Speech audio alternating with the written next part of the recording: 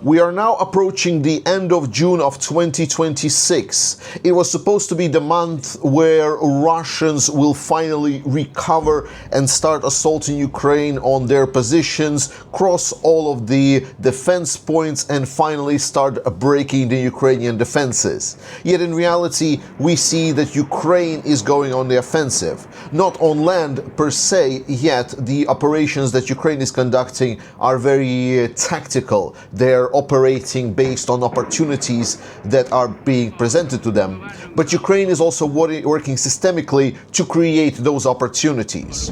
And one of the big opportunity is Crimea. Hey there, Georgie here with Ukraine Matters. Let's look at the situation on the ground and see exactly what's going on for Russia. The first things for us to acknowledge is that Russians are not achieving their tempo of advances at all.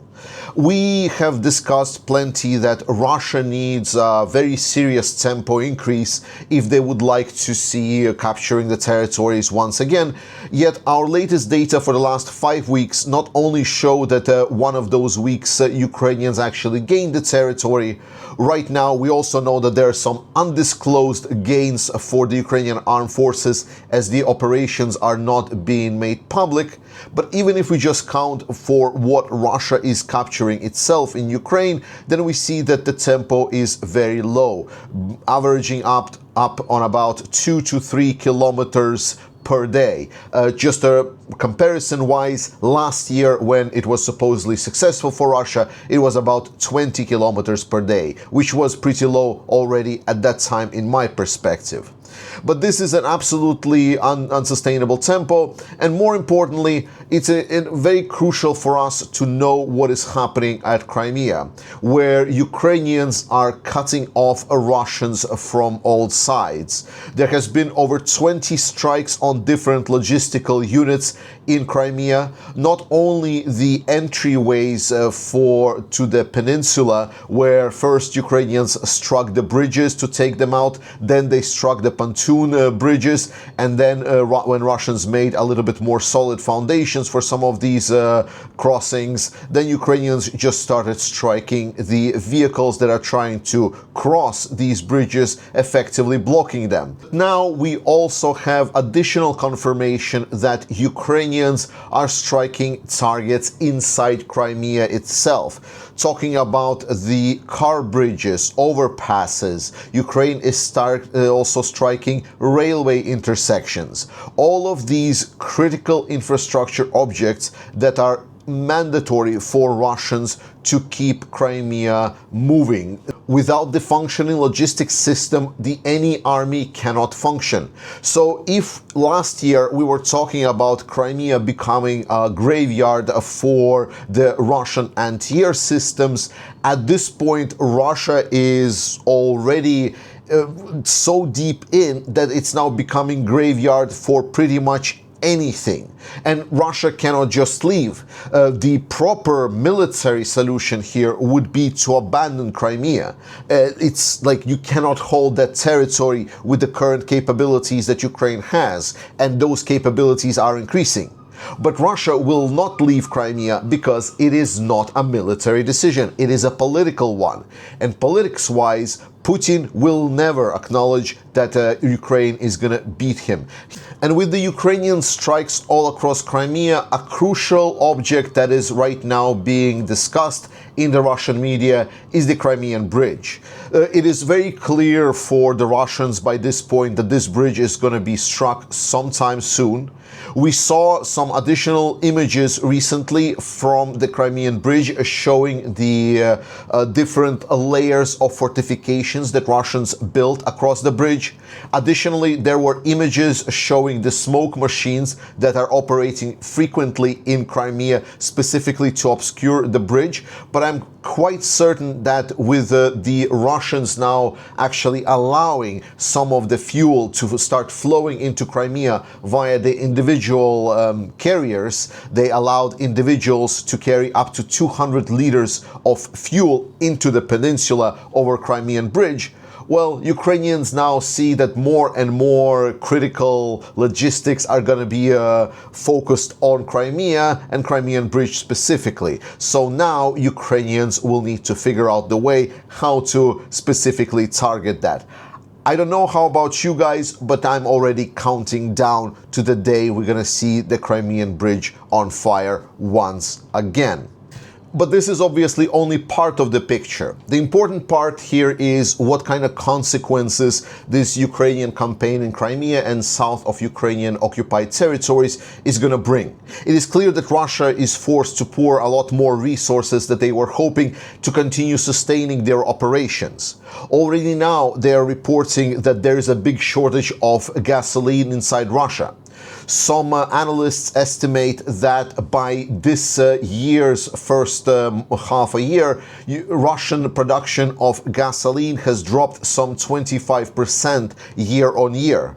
Exports of oil products have dropped 15% year on year. And last year, Russia was already under sanctions and having gasoline trouble, if you remember. Though at that time, it was pretty localized. Now we're talking shortages of gasoline even in prime regions of Russia. We're talking around Moscow. We're talking St. Petersburg, where they actually implemented limits on how much gasoline can be poured into a single car. And we're not talking like one full car tank. We're talking about around 30 liters of gasoline for one person. That is a lot less than one full car tank. More importantly, shortages are not on the smaller gas stations like it was in the last year. This time we're seeing shortages on the gas stations that are belonging to Russian big players. We're talking Lukoil.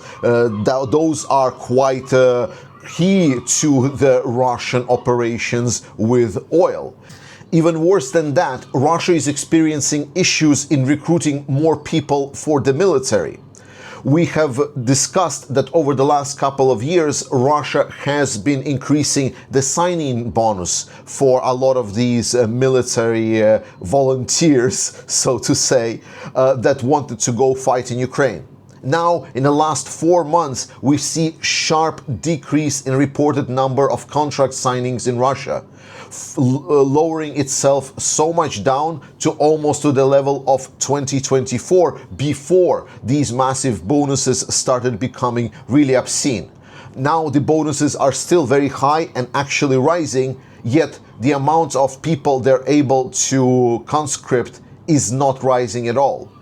Conscription is already becoming a big problem for Russia, not just because of the quantity of the troops, but the quality of the troops.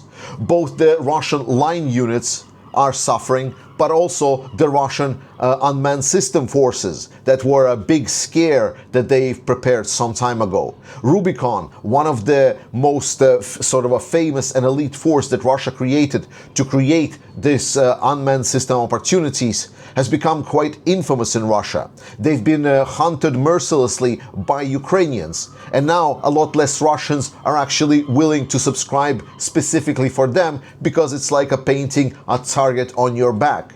And this is well known within Russia because everyone understands perfectly what is happening and what are they doing to Ukraine. It's just they like playing dumb for the Western audience.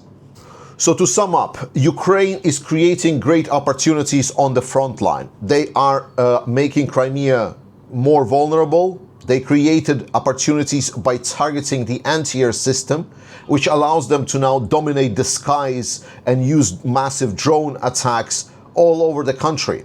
Russian Air Force is being criticized that despite the fact that they're putting all of these nice installations and panzers all across the city, Russian mill bloggers are complaining that these systems don't really have ammunition. They have maybe just a couple of missiles each, and they cannot stop the current swarms of Ukrainian drones. And they're afraid of telling what's going to happen when Ukraine is going to send even more.